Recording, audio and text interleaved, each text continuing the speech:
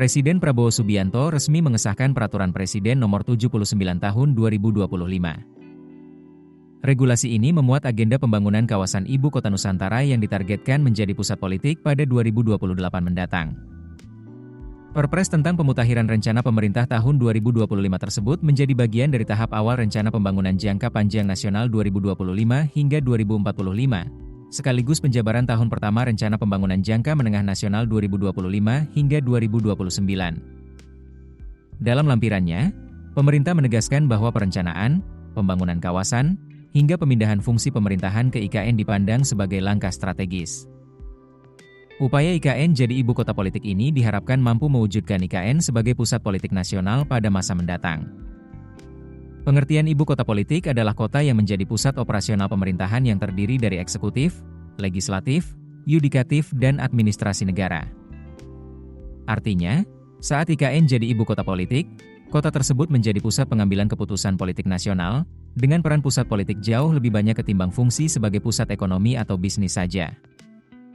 Ibu kota politik tidak akan menggantikan Jakarta yang selama puluhan tahun menjadi pusat ekonomi, sehingga Jakarta tetap akan menjalankan fungsi sebagai pusat ekonomi dan finansial sebagaimana saat ini.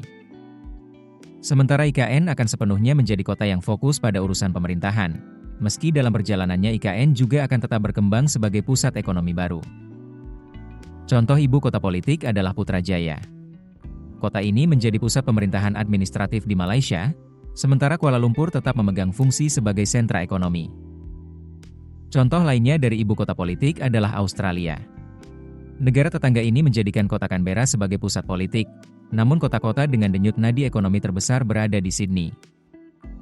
Agar IKN benar-benar berfungsi sebagai ibu kota politik pada 2028, pemerintah menetapkan sejumlah target pembangunan, yaitu kawasan inti pusat pemerintahan seluas 800 hingga 850 hektar sudah terbangun.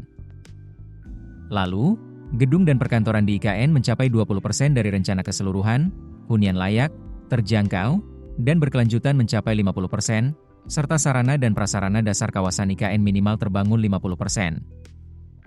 Selain itu, pemindahan pemerintahan juga akan diukur dari jumlah aparatur sipil negara yang pindah. Pemerintah menargetkan 1.700 hingga 4.100 ASN dipindahkan ke IKN pada tahap awal, disertai dengan penerapan layanan kota cerdas minimal 25%. Pemerintah memprioritaskan sejumlah pembangunan penting di IKN, meliputi penataan ruang dan pembangunan kawasan inti pusat pemerintahan, pembangunan gedung perkantoran pemerintahan, penyediaan hunian berkelanjutan untuk ASN dan masyarakat, pembangunan infrastruktur dasar serta fasilitas penunjang kota, pengembangan sistem pemerintahan digital dan kota cerdas.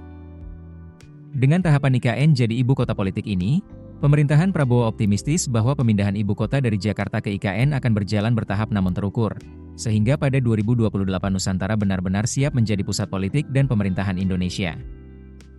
Dalam konferensi pers di Istana Presiden pada awal tahun 2025, Menteri Koordinator Infrastruktur dan Pembangunan Kewilayahan Agus Harimurti Yudhoyono sempat menjelaskan pengertian ibu kota politik.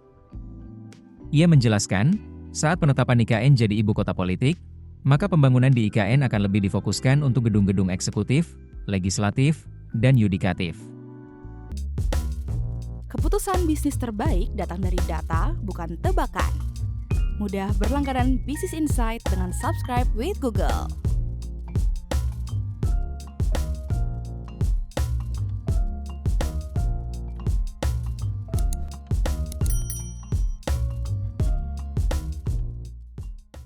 Download aplikasi Kontan sekarang di App Store atau Play Store.